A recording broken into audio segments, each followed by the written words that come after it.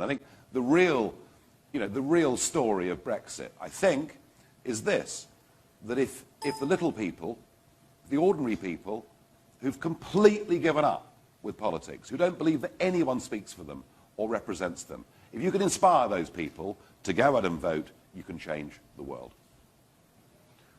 Who else has a question? Over here?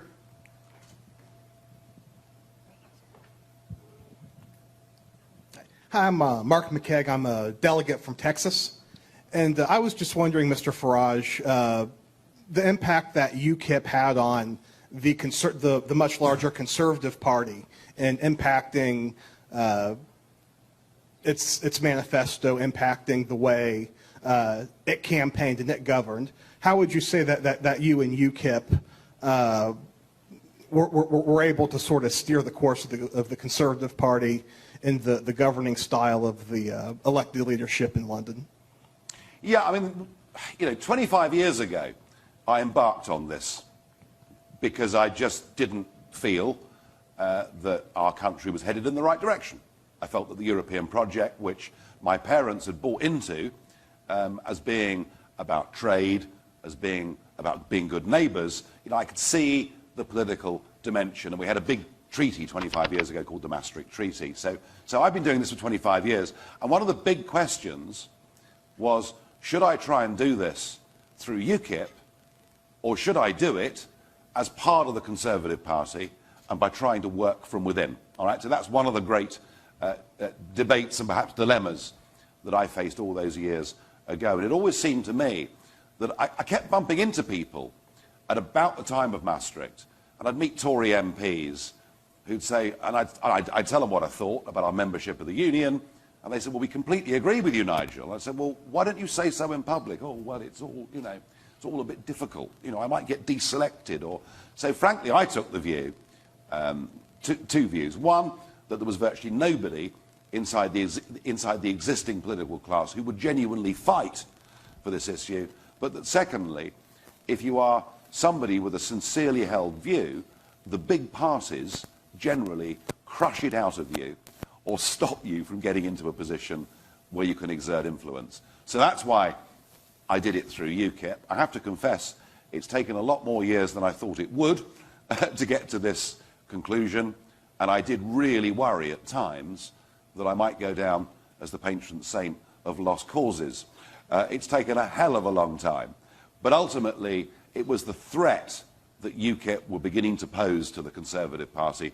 Incidentally, now we pose it to the Labour Party, perhaps in an even bigger way, because some of these big issues cross the traditional left-right divides of politics. So I would say this to you, there is absolutely no way that David Cameron would have made the promise of a referendum if it hadn't been for the threat of UKIP.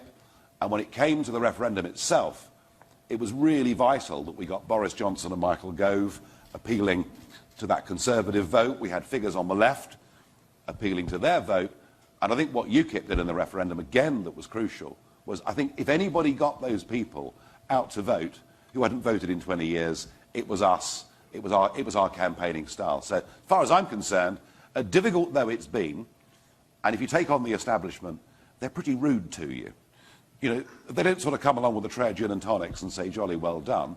But I have to say, it's all been worth it. Who else wants to ask a question without a tray of gin and tonics? Right over here. Someone's coming to you, right behind you.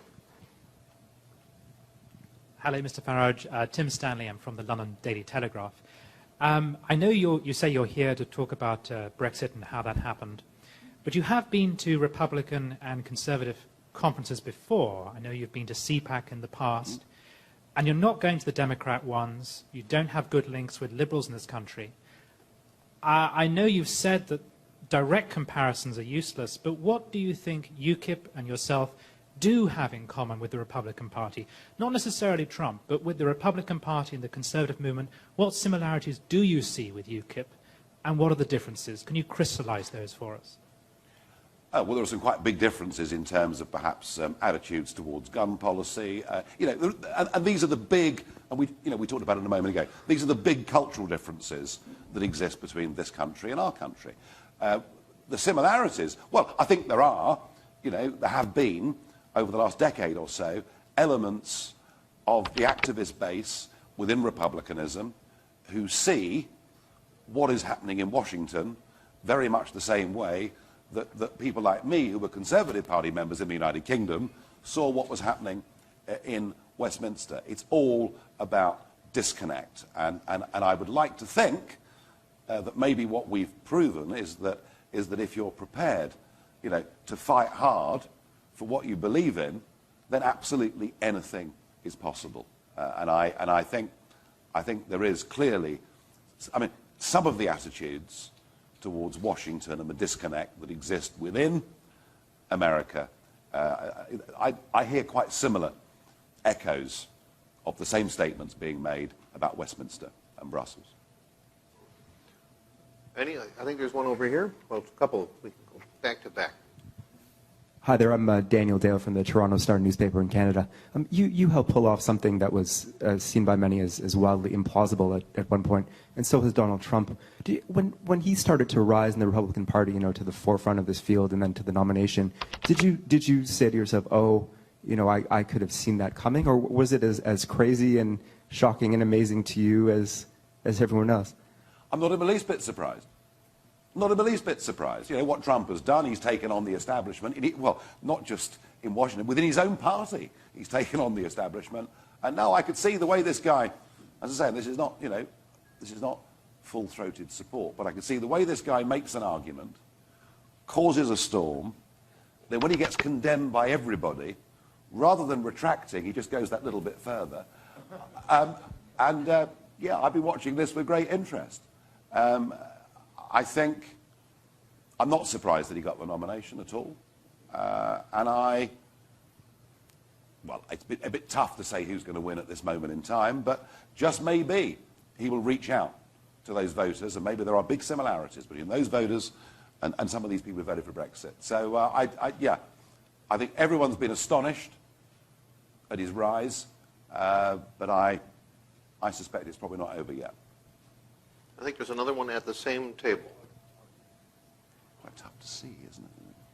Thank you. Tom Leonard from the Daily Mail of London. Just a small point, maybe. You were talking about the appointments, the inspiring appointments that Theresa May has made as Prime Minister. You didn't mention Boris Johnson as Foreign Secretary, who's obviously in talks at the moment with John Kerry. What do you think of his appointment? It's great. We've got a Foreign Secretary who is going to raise Britain's profile all over the world, and at the same time, he'll also make people smile a bit too, and that can't be a bad thing in a world where we don't smile enough, perhaps. No, listen, I think it's very, very good. The three Brexiteers are in position. They've got the jobs. I know there are some who are cynically saying, oh, well, if they mess it up, then she's able to say, well, it was all their fault and this was never deliverable. But I just don't take that view. I think there are three people there who are committed to this, and I just hope that we've got the courage, particularly with Brussels, to recognise just what a strong hand we've got and to play it properly.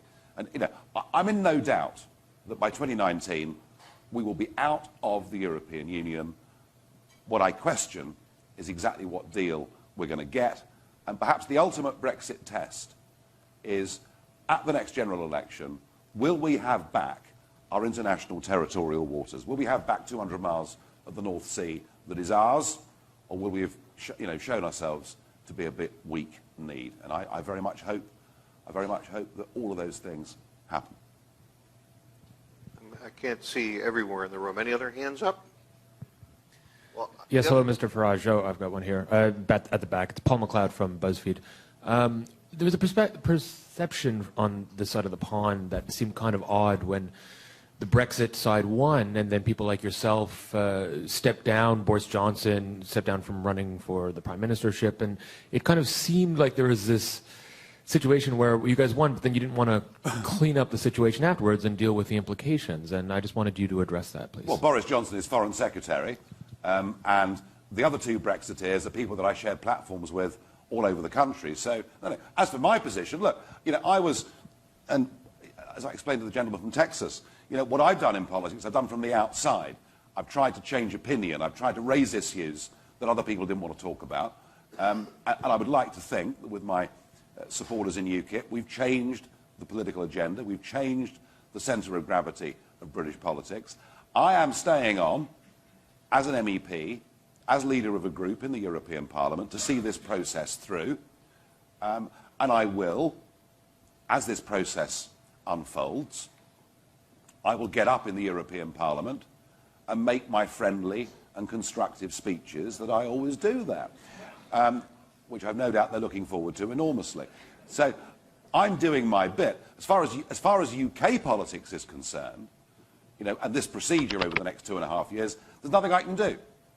I'm not in the governing Conservative administration. So yeah, I'm taking a bit of a step back in terms of not going on leading a political party into the next domestic set of elections. But, my motivations, I wasn't one of those people, who went from university into a research office and always wanted to be an elected politician. I never even thought about being in elected politics until I was in my 30s. I got involved in this because I had one great cause that I wanted to fight, and that was getting my country back. And that's what we've done. That's what we've done. So I'm perfectly happy with where I am. Just to wrap up, it's got to be very, very quick. Hi, thanks very much, both of you. My name is Ruth Sherlock. I'm from the Daily Telegraph as well. Mr. Farage, you mentioned that you criticised Obama for intervening in British politics over Brexit, but Donald Trump did the same. He came to the UK, he spoke out in support of Brexit. Do you condemn him in the same way? And secondly, very briefly, Mr. Trump's kind of rise here has also been people in white nationalist movements have been quite excited by this. And the party platform of the Republicans is kind of moving quite far to the right. Is there a concern that in this kind of nativism, some kind of dangerous trends emerge? Thank you. Okay. All right. Look, Trump did not come to the UK on a big political, speaking tour. I think he came to the UK to look at some of his business golf interests in Scotland, and was asked a question and gave a comment. It's rather different, I think, in terms of scale and intent to what Obama did. Look,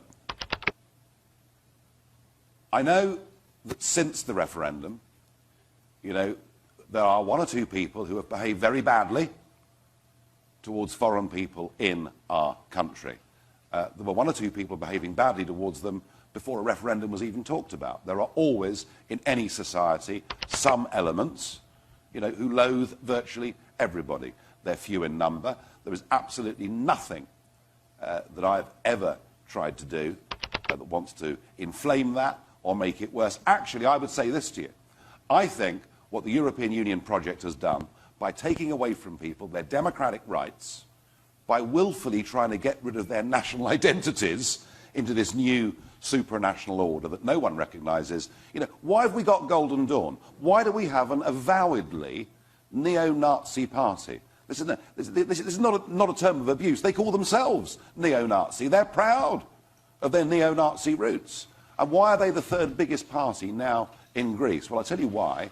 Because actually, if you take away from people their democratic rights, they will move towards the extremes of right and left in politics, or perhaps even towards violence and direct action. So I genuinely believe that getting a Europe of democratic nation states, not only will Europe guarantee through doing that it's at peace, but I think that's the way we stop real extremism. To wrap up on a more upbeat note than neo-Nazis. Yeah, well, but it's true. Almost every other note is upbeat from Yeah. the neo-Nazi. I would just thank you very much for coming, and I would point out behind us is the Cuyahoga River, which in the dark days of pollution in America once actually started on fire. There is a beer here called Burning River. Wow. Enjoy one and let me know how it is. I will.